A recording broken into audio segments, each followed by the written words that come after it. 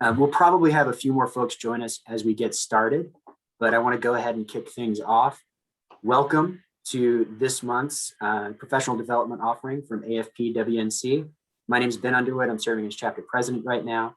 Really appreciate everyone being here. This is no doubt going to be a very helpful and engaging discussion around issues of diversity, equity, and inclusion. So thank you. We'll introduce our speaker in just a moment. But before we do that, I'd like to invite Kirk Swenson, who is Vice Chancellor for Advancement at UNC Asheville. And as you know, UNC Asheville is the title sponsor of AFP WNC this year. And Kirk's going to offer a few words of welcome to the group. Thanks, Ben. I appreciate that. I see some familiar faces on the screen here and some folks who I don't know as well, but pleased to see all of you. Daryl, I know you were involved in putting this together. It's nice to see you again. So I just wanted to say real quickly, thank you to everybody for joining the session today. And I wanted to welcome you on behalf of the university. I think most of you know UNC Asheville is the state's public liberal arts and sciences university, and we offer 3,500 undergraduate students a world-class liberal arts education. We're also committed to our community, and we try to offer that education in the context of enhancing life for all in our greater area. And I know that many of you, or all of you, your universities and schools have similar missions. So just proud to affirm that, and I'm glad you're going to have a chance to hear from my learned colleague Heather Parlier here in a moment.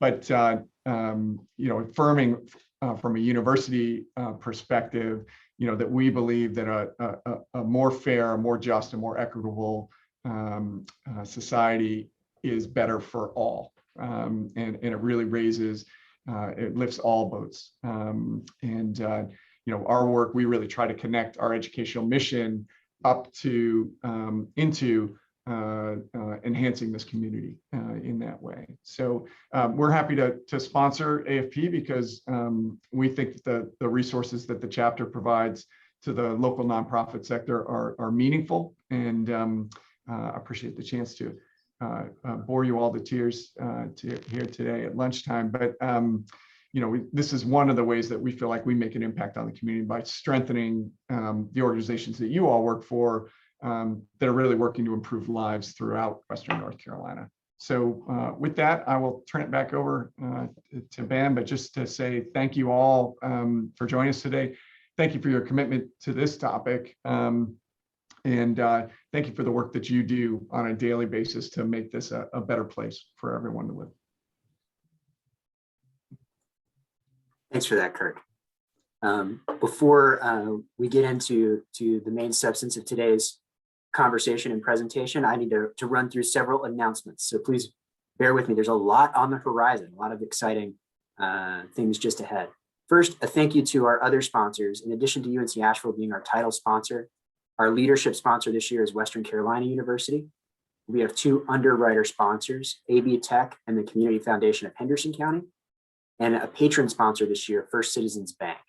So many thanks to those organizations' investment in our chapter so that we can continue to offer sessions like this to our members and beyond.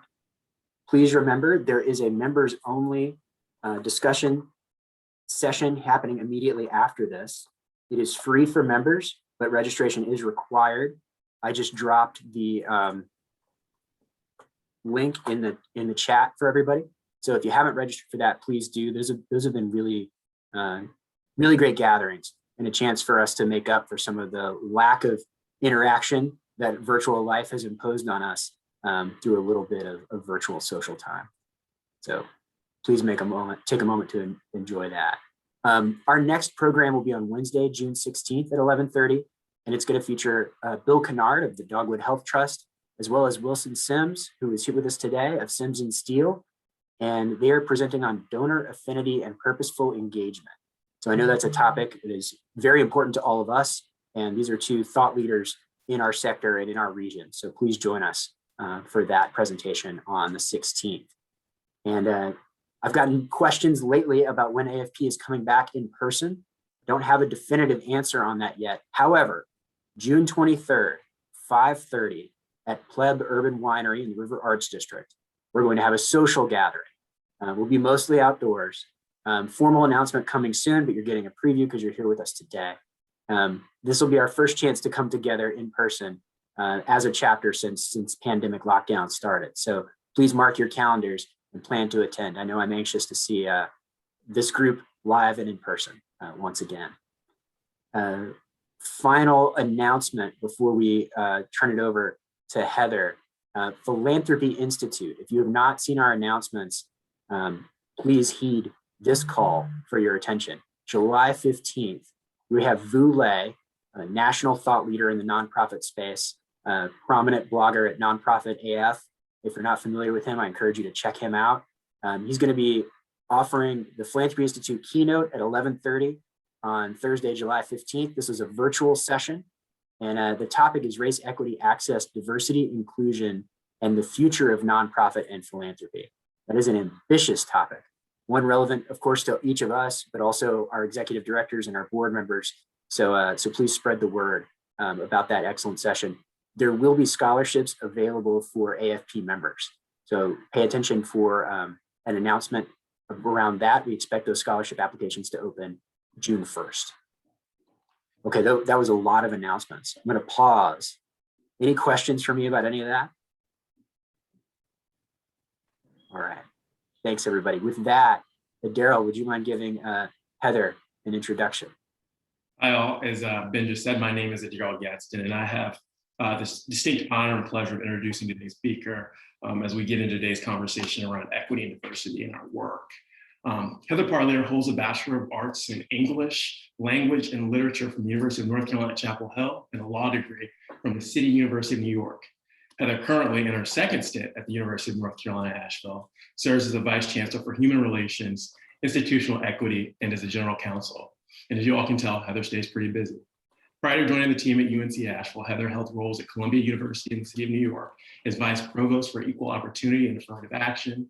In her first stint at UNC Asheville as Chief of Staff to Chancellor Ann Ponder and the University's General Counsel, and was the Associate General Counsel for the City University of New York system. And for you fundraisers out there, Heather also has a fundraising background, having started her career at UNC Chapel Hill in the Office of Planned Giving and later as the director of the Moorhead Alumni Campaign. And this just a point of personal privilege. This is a real honor for me. Heather is full of insight and wisdom. And during my time at UNC Asheville, I always enjoyed the opportunity to hear about Heather's work and her areas of focus. Her commitment to creating not just a better UNC Asheville, but Asheville as a whole should be commended by all of us. So Heather, with that, I'll turn it over to you. Oh, thank you so much. I think you flatter me a little too much, and I'm not cool, unlike what Kirk said in the chat. Thank you all for being here today. Some of you I know, and it's really good to see you. And Daryl, thank you for the introduction. I did work in fundraising for UNC Chapel Hill, so I've been in your shoes, although, at a well-resourced institution. And so that's going to be one of my questions for you all as we start. I grew up in Yancey County, so I'm a native of Western North Carolina, and I'm very happy to be living here in Asheville.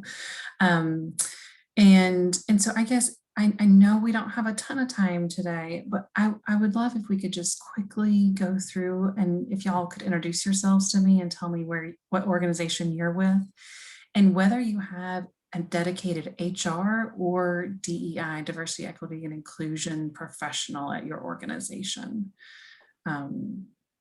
And I'll just start by calling on somebody whose name I don't know, because your title is Black Mountain something. Zoom is cutting it off. Sarah Thomas with Black Mountain Home for Children, Youth and Families. And I'm in fundraising, but I also handle HR because, that's just how we roll in nonprofit world. So that's part of why I'm here today. Thanks for having me. Thank you, Sarah. Wilson? Yes, Wilson Sims with Sims and Steel. Heather, the primary reason I'm on the board, chair of strategic planning at the Webb School, Bell Buckle, Tennessee. And this is a topic of keen interest to us. So Thanks for sharing. Kelly? Hi. Yes, I'm with WNC Superheroes and also Asheville Community Theater. And Asheville Community Theater does have an HR person, does not have a DEI person, although they are in a year-long process with a group of consultants to try and help that. So I'm really excited to hear. Thank you. I'm going to cheat and skip over Cindy and Kirk because I know who their HR and DEI professionals are. Yeah, wait, Heather, what I wanted to say is you're our gal, but at the same time, and as good as you are at this work, I just want to acknowledge that we really see it as our work as a university and not just Heather's work. So I know many of you view it that way as well. Thank you. Yeah. Andrew? Hi, I'm Andrew Nelson, and I work at AB Tech, and we do have a DEI professional, but like Kirk, I see it as everybody's responsibility, including my own, to learn about this. So thank you. Thank you. Autumn? Hi, I'm with International House of Metrolina. I'm actually based in Charlotte, but am a member of the WNC AFP chapter. Hi, everybody. I miss you. I am HR and DEI, so small nonprofit. Yeah, thank you. Ben? I guess Ben, yes, not Ben Underwood. Yeah, so Ben Fitzenfeld, I'm with Pisca Legal Services, and we, as an organization, I think, we've been doing DEI work for a number of years now, with probably more in the last couple. And, I think we're at a stage where we want to move a little bit from having a DEI committee that drives a lot of the work to making it more integrated into everything we do. And the further, at least speaking for me personally, the further that I learn about and get into DEI work, the more that I realize, and I think fiscal legal too, the more we realize we have to do and have to learn. So very excited for the session today. Thank you. Jill? Hey, everybody. I'm also with UNC Asheville. And Heather, I don't think we've met in person yet. No, we haven't met. Sorry. Okay, nice to meet you. Alex? Hi, Alex Comfort. I've been a consultant for the last 12 years, Mountain Nonprofit Solutions. Earlier than that, I'd spent 11 years at UNC Asheville in development and left in 2007. And it is so incredibly gratifying to see you and Kirk and Ben and what's going on there now. And I couldn't be a bigger fan. So thank you. Thank you. Chelsea? Hi, everybody. I'm Chelsea Rath. I am with Asheville Greenworks. We do not have a dedicated HR person or DEI staff member. We do have an equity committee, which is made up of both staff and board members. Great, thank you. Eleanor?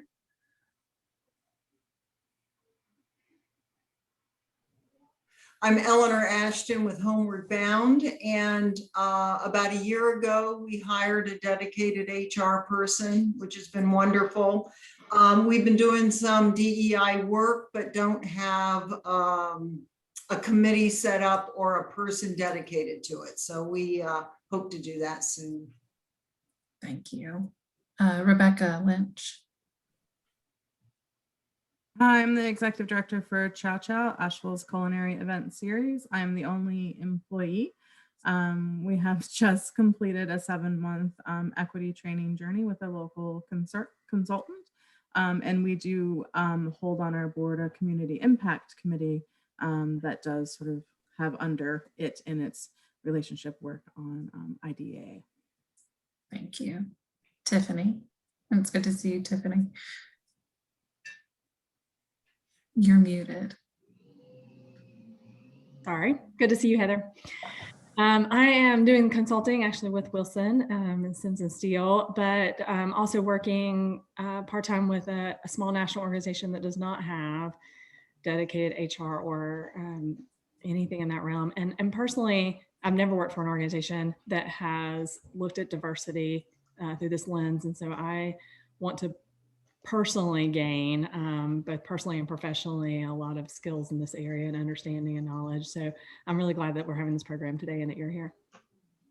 Thank you. Laurel? Yes, hi.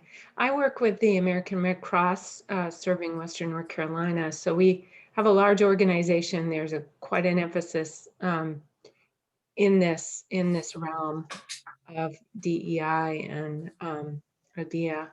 And we have a staff person through our chapter office who's a part and several people on our regional team that are taking a close look at this for our region here in Greater Carolina. So, yes. Thank you. Annie? I'm Annie Fritchner, and I think I'm a retired consultant or something, project manager. And I just was cleaning out some notes off my computer from 2007 when the chapter was having huge discussions again about diversity. And it's just an issue for us in Western North Carolina in getting members of to join us and how to reach out. So I'm so glad to be a part of the topic today. Thank you. Daryl? We do. I'm at the College of Charleston, and obviously, I'll give a quick background if you don't mind, Heather. The College of Charleston a few years ago selected the former former Lieutenant Governor of the state of South Carolina to lead the institution. And he had a history of Civil War reenactments and owning a Confederate memorabilia store in the upstate of South Carolina. Caught a lot of folks off guard. But he was told that it would probably be a great look for him to bring someone to campus that could help him and help the institution forward in the way they handle some of these issues. So that's how we got our VP here in that role. Thank you. Jessica? Hi there. I'm with BirdNote, which is a media producer. We make a radio show, a podcast, and some other things. And we do not have an HR department, just really small staff. But we did recently make a staff committee for, we're calling it IDEA work, IDEA, Inclusion, Diversity, Equity, and Accessibility, to get through a 6-month and beyond process for DEI. I'm also the board chair for the Montford Park Players, and we are in the process of establishing a DEI committee for our board as well. Thank you. And hi, Jim. I know you're with Fiscal Legal, and we want to say hi. It's good to see you. Yeah, thank you. Ben said it very well. We have an HR director. I don't know if he mentioned that. Good to see everybody. Samantha? Hi, I'm with International House, and Autumn is our HR and diversity person. But hi, I'm Samantha. It's nice to see everybody. Thank you. And Doug? Hi, everyone. This is Doug Harchis. My firm is called Core Consulting, fundraising consulting services. And I was on the committee that created the Inclusion, Diversity, Equity, Access acronym and initiative through AFP Global, otherwise known as the IDEA. Thank you. And then I don't know your name. It's C. Conity.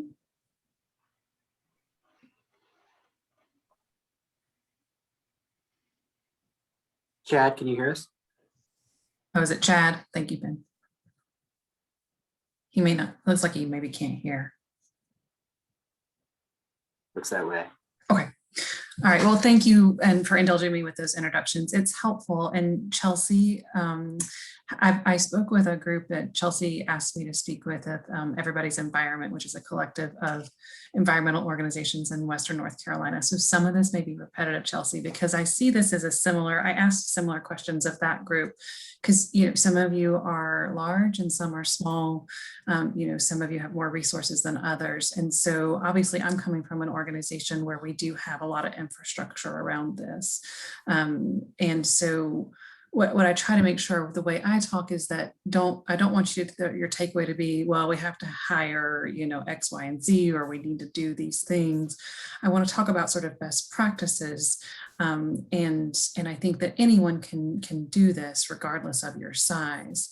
It just might be in a smaller scope or in bite-sized pieces. So I don't have any slides. I will afterwards send some resources. Ben, do I send those to you to share to the group? Is that the best way to do it? Okay. But I just interrupt me with any questions because I really want this to be interactive and helpful for you. So don't feel like we need to wait till the end. If you have a question, just raise your hand. I know Kelly's going to be monitoring the chat and I'll try to keep an eye on it as well. So again, thank you for having me here. I wanted to just talk about the big picture first, and then there were some specific questions that folks sent in and talk about those a little bit. But I guess just from a big picture perspective, when you're talking about your institution's commitment to diversity, equity, and inclusion, you really, I think, want to take a step back. It sounds like a lot of you already consider it to be a part of your jobs, or that your organization is thinking about these issues or addressing them. But you want to make sure that diversity, equity, and inclusion are a part of your mission of your organization and your strategic goals or initiatives.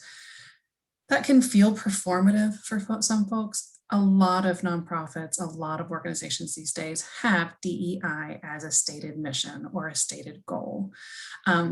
So while it can feel performative, explicitly stating that DEI is a core part of your organization is important to have, because that can be a touchstone for you. If you're going to include it, though, then you have to make sure that you're actually following through, which brings me to the next big picture thing, which is budget. I'm sure your budgets are all over the place, from small. UNC Asheville feels like our budget's small, but I know it's much larger than a lot of other smaller nonprofits. But you really want to put money towards DEI goals, even if you start small and build incrementally. And when I say start small, maybe you spend $500 a year to bring someone in to do a training or something like that. But you really do want to have some sort of budgetary line for DEI work, because if you don't start that, then you never will. I've seen programs fail where we had really great ideas. We maybe signed an MOU with another organization. Everybody was really excited. And then 3 years later, nothing's happened because there was no budgetary tie to that work. So you really do want to dedicate, even if it's a small part at first, a part of your budget to DEI work. And then the other really big picture thing that is really important, I really believe in it, is education and training, whether that's on discrimination, discriminatory harassment, bias, and inclusion. I've got some free resources that I'll share with you, and I'm happy to share those. But again, that's a good place to start when you're budgeting things, is in the education and training sphere. And when I talk about education and training, really, I think it's your whole staff, your boards, and to the extent that you have them, your volunteers or other constituents. Training in these issues also needs to be repetitive and iterative, particularly with implicit bias training or microaggression training. It's easy to forget what you've learned. You really want that to be an iterative thing, at least annually. And again, there are free resources that I'll mention as we go on. So those are sorts of the big, including it in your mission, making sure your time budget, and then education and training are the big buckets that I see as being really important for your organization to start with if you're going to be focusing and being dedicated to DEI. Heather, can I ask a question? Oh, absolutely. I was asked for questions. Perfect. Oh, great. I appreciate what you're saying about training. And having experienced some of these trainings, there's a variance in both content and quality. Do you have any guidance about, especially early on in the process, what sort of facilitator one ought to look for and what sort of content is most helpful for early stages? Yeah, that's a really good question, Ben, because you're right. And poor training on this topic, or training that feels too surface, can actually be really detrimental. And that's happened at UNC Asheville. It's happened other places. So obviously, given my CV or my bio, I've worked at really well-resourced institutions. So at Columbia, for example, we built everything in-house with training professionals. That was something that my team did, but we had the resources to do that. We're really lucky though here in Asheville, we've got good resources. So we've got, the REI is here in Asheville, and I'll include some of those in the resources to share with folks. But it is hard in terms of content, Ben, and who you bring in, and some of those places can be expensive. What I would recommend is, particularly for those of you who might wear a DEI or an HR hat, or if you have one of those committees existing, to preview a few trainings to the extent that you can, to say, does this fit with our culture? Because one thing at Columbia that we found, the reason we built all of our trainings in-house, instead of, there are lots of off-the-shelf trainings. We wanted to tailor it specifically to our culture and to our policies in order for, and people responded positively to that. So you really want to think about what fits for our organization, and I think previewing trainings and understanding this will work for our population, and what might work for your staff might be very different than what might work for your board, for example. So you may be looking at different options. And again, that's assuming that you have the resources to do that. But I'll share some of those resources. Any other questions? Okay. And again, feel free to interrupt, raise your hand, or put something in the chat if you'd like. Actually, Heather, can I just ask, you mentioned how surfacey training can be detrimental.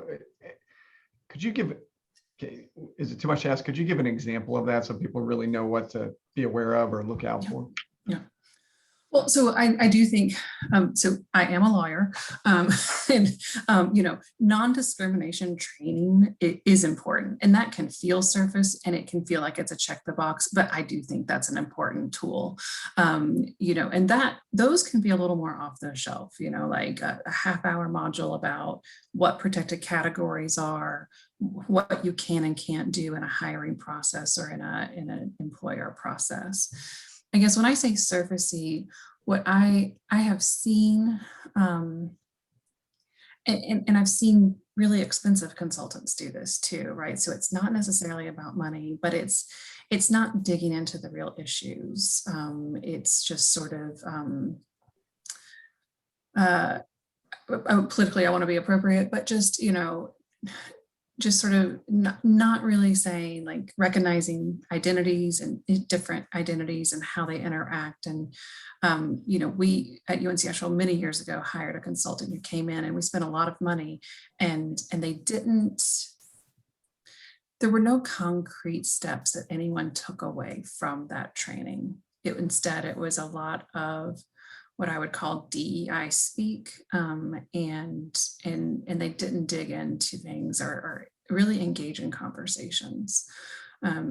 So I will say, dedication of time to a training by an organization is really important. You're not going to move the needle if you just have a 1 hour session and then that's it. Does that help, Kirk? Okay. Any other questions, Wilson? Yeah, you mentioned kind of hardwiring mission. Will we be able to see an example of that at some point, or hear a little bit more about how that's done? Sure, I'm happy to. Let me, maybe, I don't think we'll be able to do that today, but I could, I'm just going to take notes, and I can either come back, Ben, or I could just put that in the resources, but I'm happy to give some examples. Yep, it's a good question. Any other questions? To Wilson's question, is it always the right move to integrate a commitment to DEI into the mission, or to have an auxiliary sort of commitment statement? Is one better than the other? I think it really depends on your organization, right? So if you're going to put it in your mission, but A, does that fit with your organization? And B, is that something that your board and your leadership and your staff are willing to take on? You don't want to just put it in, again, to check the box. Yep. Yep. And there may be a process that your organization needs to go through to make that determination.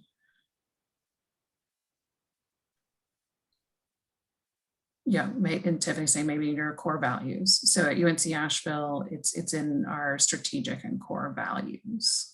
But that was an iterative process that we went through, a planning process where we got feedback from faculty, from staff, from students. I think also from alumni. Tiffany, you might remember that was 2014 or 15. And so, yeah, I think that's really, if it's not already a part of a core value or a mission statement for your organization, that's where you can engage with your community and bring everyone into the conversation, and understand where people are with respect to DEI and how much they value it. But that can also be an education tool. At that time, you can use that as we're going to educate our community about these values for our organization.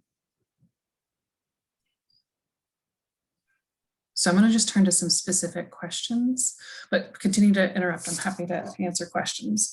So the first question was really specific, and it said, in Western North Carolina, the barriers to building more diverse organizations and communities might be a bit harder to overcome than in other areas of the country. How do we in this community work to overcome these barriers? And so I pulled up the demographics of Buncombe County as opposed to the state of North Carolina, just to give myself that context, because I do think that in Western North Carolina, we continually say, we don't have diversity in our population like we do in other parts of the state or the country. Therefore, it's impossible for us to attract a diverse workforce. And so I agree with that, although I had a conversation with a colleague. Many of you probably know him, Darren Waters. He runs the African Americans in Western North Carolina conference annually, and grew up in Asheville and knows what he would call Black Asheville very well. And so while, yes, Buncombe County is 89% white, as opposed to the rest of the state is 71% white. And that's just pulling from US Census data, their estimates for 2019, if anybody wants to know where I'm pulling that.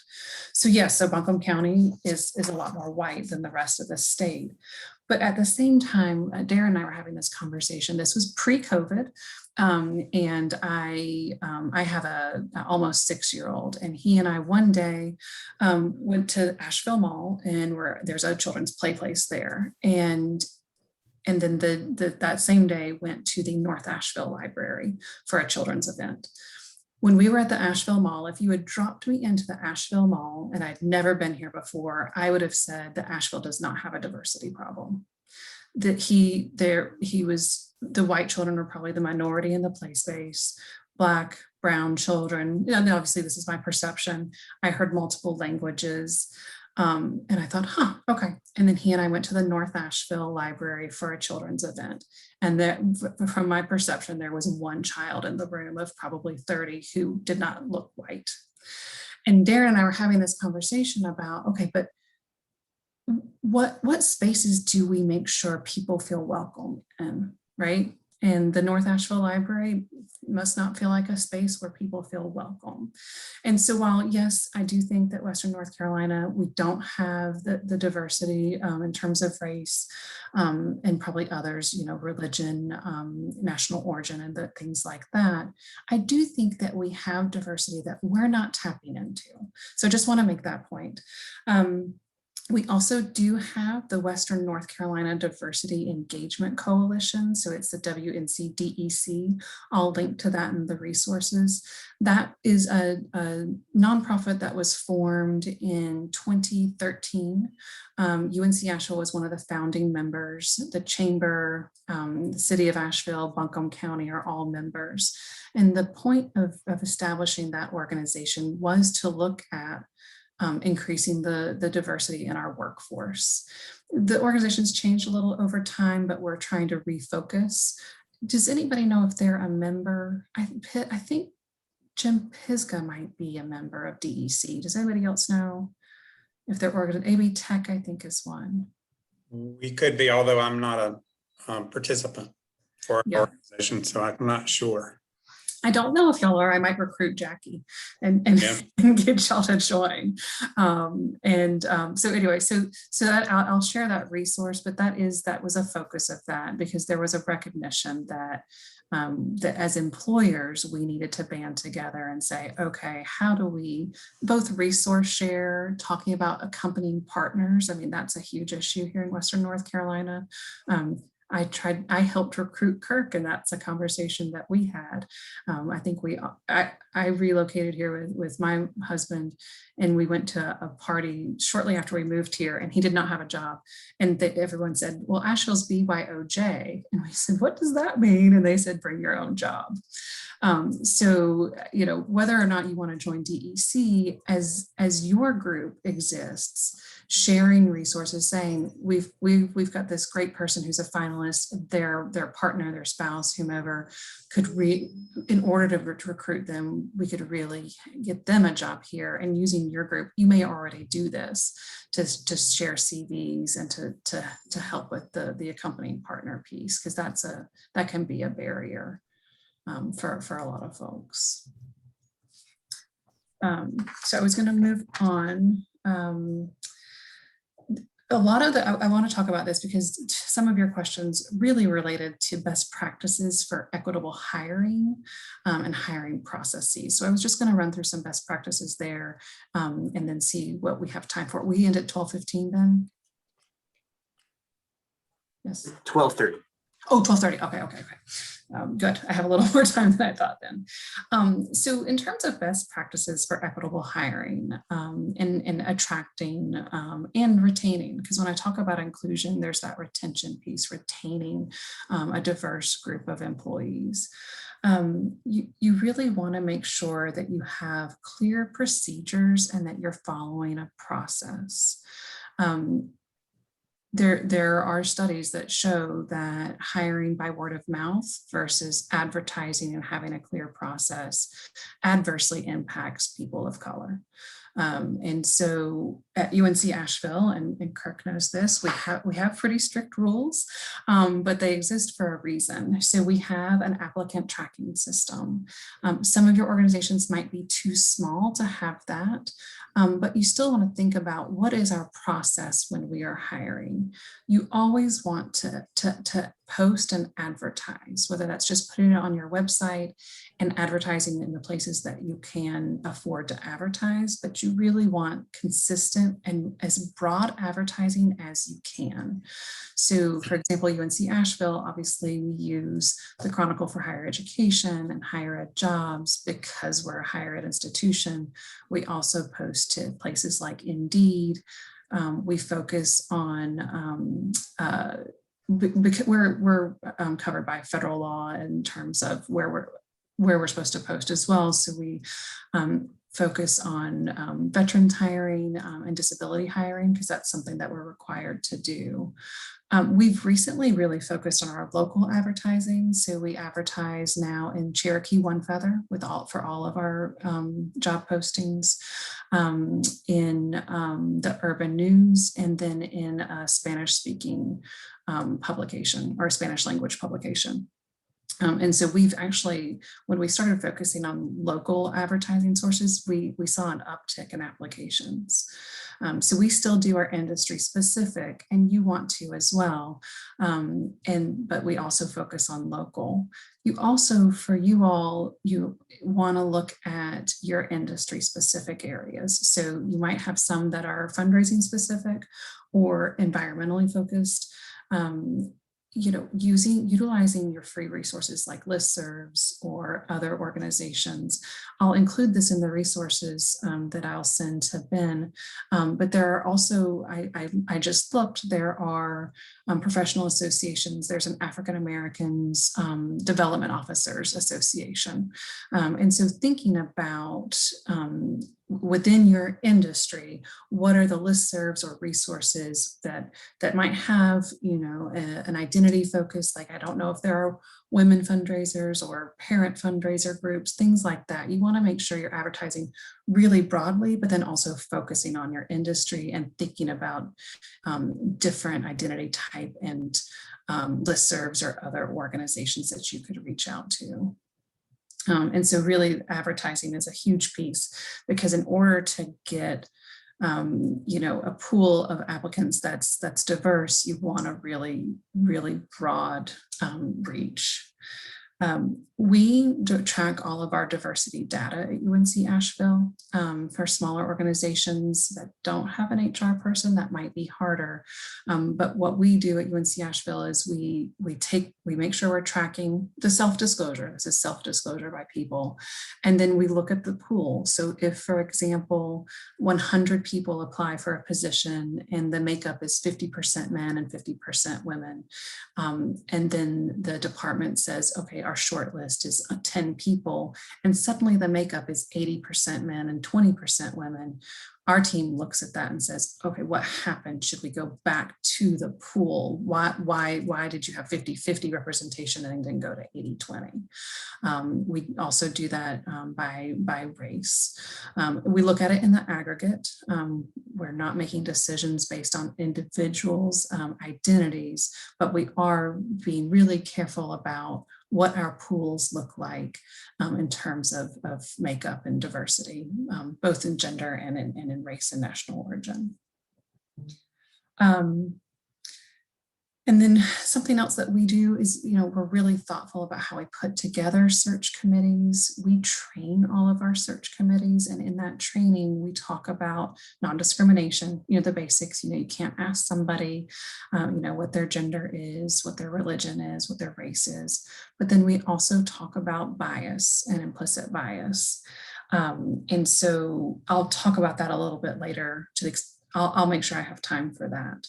And so we're just making sure that our processes are the same or similar for everyone, so that everyone's treated the same. You also, when you're creating job descriptions, want to make sure you're writing an inclusive job description. So you want to avoid gender jargon, be clear about the physical needs of the job. You want to note any perks that you might have that are inclusive. So parental leave, work-life balance, that's a focus of the organization, whether you have teleworking, flexible hours, things like that. Something that we do at UNC Asheville is either in the application process or in the interview process, we always have a question about someone's commitment to diversity, equity, and inclusion work. For our faculty, they're required to have a statement. For some of our staff positions, we also do that, but certainly in the interviews, we ask about individuals' commitment to that work. Then you want to, if you're using a search committee, you want to think about the culture of the search committee. So for some of you, that might include board members. And so there might be a power dynamic, right, between a staff member and a board member, and talking to the search committee ahead of time about how are we going to make decisions? What are our community expectations within our small search committee? For example, I had a search committee that was made up of people with significant amounts of power and people without. And what the people with power committed to was, we won't let, this board member just send us a CV and circumvent the whole process because they know someone. And we, as the people who are the other board members, are going to make sure we'll enforce that. We're not going to expect this staff member to enforce that. So having that clear conversation or inviting them to have the conversation with each other before the search starts is a good thing. And then proactively combating bias. So I'm sure folks in this room have heard about implicit bias. So obviously we have explicit biases, but we also have our own unconscious biases. And these are pervasive. Everyone has them. And I think they really can come into play when you're looking for employees. The two resources that I will send to Ben to share with you are implicit bias tests. And so the best way to combat your own implicit biases is to test yourself and to understand what they are, become aware of your biases, and then reflect on them. So the first is called Project Implicit. It's a collaborative project based out of Harvard. Again, I'll send the link, but if you just Google Project Implicit, it comes up, and they have a number of implicit bias tests that you can give yourself, and that's free. The other is called lookdifferent.org, and it's a collaboration between the Kirwan Institute, which is at the Ohio State University, and MTV. And so they also have implicit bias tests. It's geared towards a younger population. I guess that's the partnership with MTV, but it's a really fantastic resource. And again, I'll link that for Ben. We encourage anybody who's serving on a search committee at UNC Asheville or participating in a search to take a test through one of those resources. And so, just make sure. And so then when you're conducting interviews, that's another place where bias can really come into play. And going back, I just have an example, I apologize. Where bias I think can really come in is when you're going through CVs and hiring. So I don't know, Jim, what would you say? How many applications do you get when you post a position at Pisgah Legal? I imagine a lot. So if it's not an attorney position, it might be 100 or more. Yeah. If it's an attorney position, we're having trouble getting applications right now. Okay. Thank you for letting me know. I'll make sure to be sending out your positions more. But yes, please do. Okay. But if you're getting 100 or more applications, and we see that at UNC Asheville, Tiffany, I see you nodding, we're all busy people. And you want to go through all of these CVs, and that's where your bias can really come into play when you're moving quickly. And so I have an example of that, and it's of affinity bias. I lived in New York City. I needed a babysitter, and there was something called citysitter.com. So it's a website, and you put your information in. I need a babysitter at 6 p.m. on Saturday on this date. And I got like 300 emails. And then it's the week before, and I realized I hadn't gone through, I hadn't looked at any of the applications. So the email has a picture about this big of the individual and then a quick bio. So I'm flipping through 300 emails. And this is when I was in the midst of conducting many implicit bias workshops. So we did 3 and 6 hour modules. I was doing at least 4 or 5 a week, and had been for a number of months. So I should know this really well. I'm flipping through these, and I realize that my yes pile is not just white women, but white women with dark hair. So people who literally look just like me. And so I took a step back, I slowed down, which is what you're supposed to do when you realize you're engaging in your bias. And I thought, okay, let me stop and take time. And so even though we're really busy people and you've got over 100 CVs, in order to combat your bias there, you really want to slow down and say, wait, why did I put that person in the no pile right away? Or why did I put that person in the yes pile right away? At UNC Asheville, we have, and in higher education in general, there is a huge bias towards Ivy League or other what I would call fancy schools. And so those people often get put in the yes pile really quickly. But why is that? And so when you're looking at CVs, when you're talking to the people involved in the search, you really want to say, what do we need? What does our organization need this person to do for us? For example, at UNC Asheville, undergraduate teaching is a huge part of what we do. So when we're talking about faculty searches, does having a lot of fancy research and NIH funding or an Ivy League degree mean that they really want to teach undergraduates and that they're really engaged in undergraduate teaching? No. And so that's really the question. And so for you all looking at this, what does our organization need this position to do? And really thinking about that in a really concrete way can help you when you're looking at the CVs and help you combat your biases. And I could go on and on about biases. I can share more resources than I will with Ben.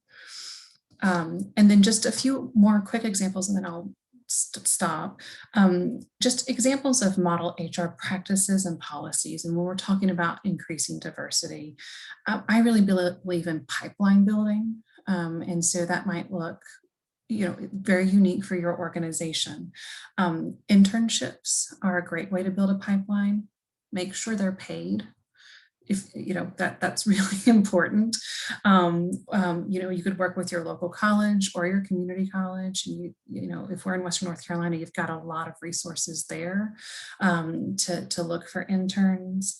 Maybe your internship has a DEI component, somebody with a demonstrated commitment to that work to help your organization.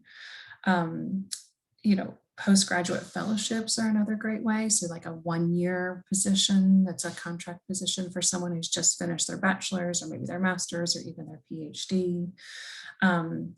Is it possible for your organization to expose K through 12 students to your work to help build that pipeline? And then one other best practice that we have at UNC Asheville, we had it at Columbia. Again, it is assuming a larger structure where you do have search committees, is we require a diversity advocate to serve on each search committee. And so that's someone who we're not choosing because of their identity. I want to be really cautious about that, but it's someone who says, yes, I will speak up. I am the person who will speak up if I feel that we're not thinking about diversity, if we're not maintaining our core commitments to the process and to the search process. And I will include a link with resources on that as well, on diversity advocates. I want to open it up for questions and not have you all run to the very last minute.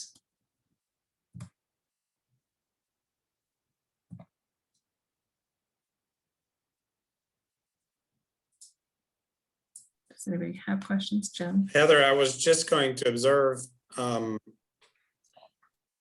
it's more and more of a challenge, maybe was always a challenge, but now it's just on the front burner. You're serving people out in Buncombe or outside of Buncombe County. People are really rude to our staff of color. People who need our services can be really rude to our staff of color. And we're having to build in much more support for that. That's a really good point, Jim. And do y'all have resources for those employees? Well, we're trying to figure out what those should be. Yeah. We can't retain them if they take too much harassment to put them on edge in this climate. And that's a really good point, Jim. Because we can talk about the culture within your organization, and that's within your control, right? And you do want to build an inclusive organization where everyone feels welcome. But if you're doing direct services, and I'm not sure who else here besides Pisgah Legal is, that's a really good point. Eleanor, I saw you raise your hand. Yeah. I think having resources, I think also being willing to be honest about it, right? About Western North Carolina, about the makeup, and giving space to people who, I think it sounds like, Jim, you all are doing it, but not downplaying that experience when someone shares it with you within your organization is really important. Mm-hmm.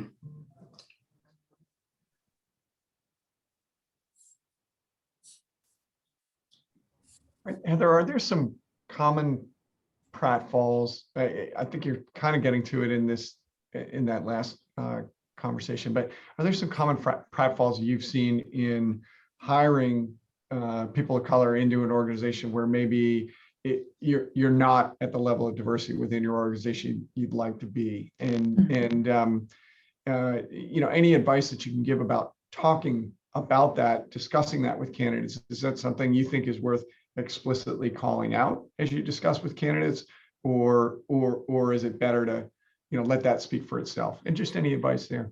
Yeah, that's a hard one, Kirk, because when you're hiring, is it appropriate to make an assumption about someone's identity and say, hey, Western North Carolina could be really challenging for X identity, right?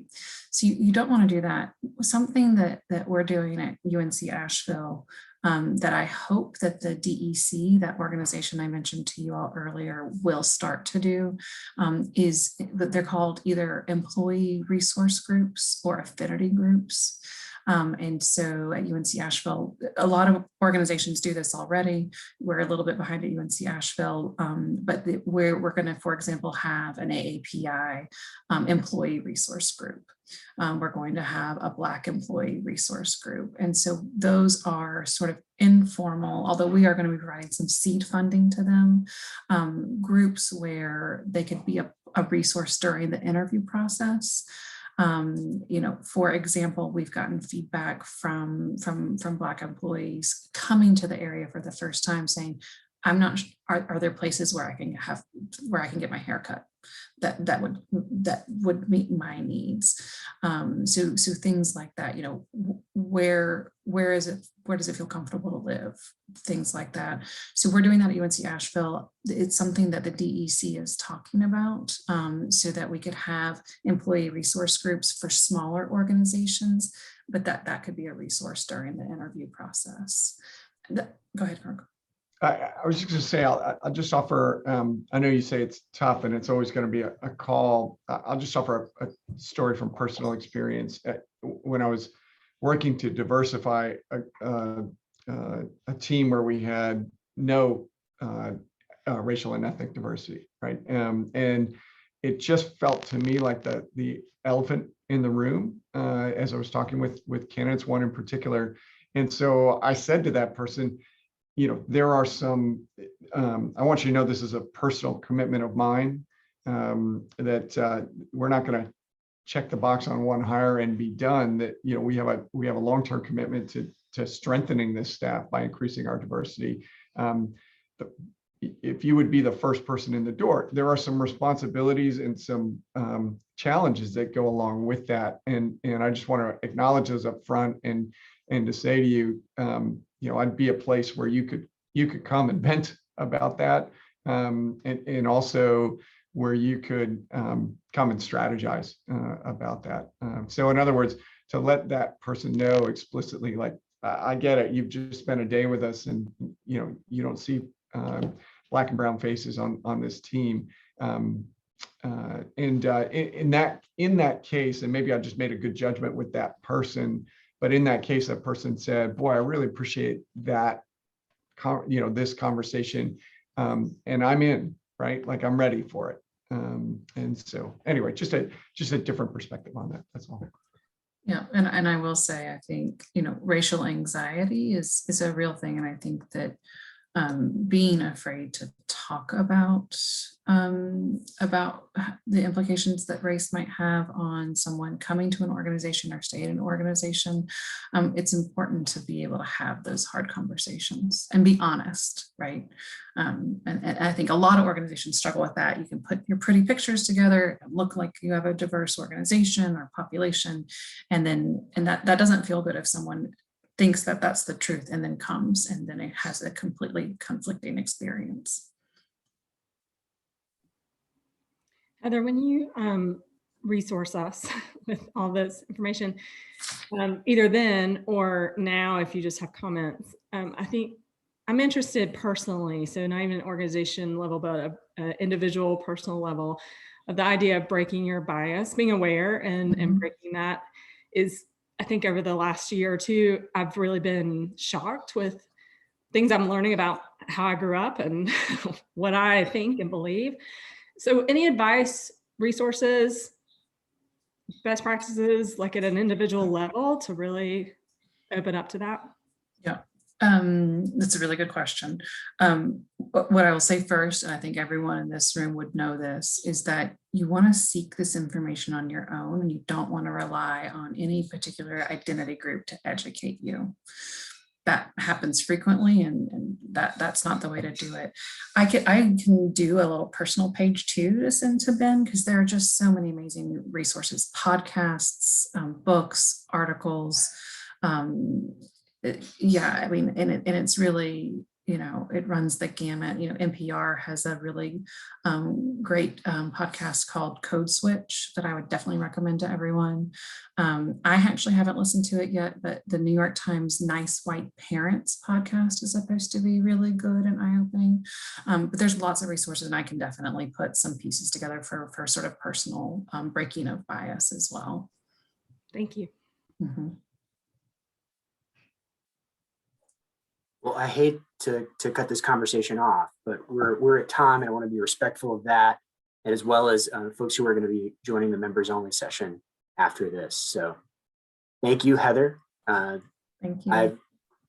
I took so much away from today. I'm excited to get those resources. We'll get those out to everybody who registered. Really appreciate you joining us today, Heather. Yep, and I put my personal email in the chat. Feel free to reach out to me there. I cannot give you legal or HR advice, so just put that out there. But I'm happy.